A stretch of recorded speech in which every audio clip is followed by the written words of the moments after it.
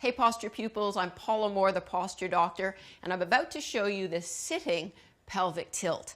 Now this is great for all you desk-based workers and those of you with flat back or sway back posture, because it's all about the pelvis.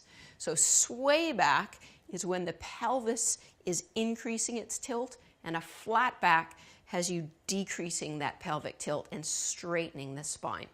So first of all, scoot to the end of your office chair. Knees are about shoulder width apart, and then tip up with your fingertips. Locate your sitting bones.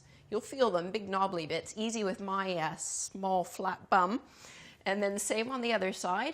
So now you're sitting on both sit bones. And we're going to rock our pelvis. Let's go into a sway back position. Now the sit bones will move as you do this. And a flat back position. You'll feel the sit bones slide forward.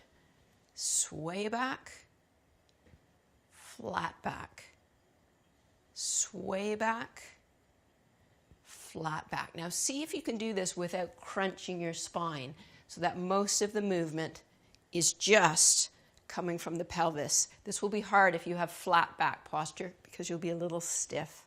So on the pelvis here, these are the sit bones I'm talking about. They're called your ischial tuberosities. And when we have the sway back position, it looks like this.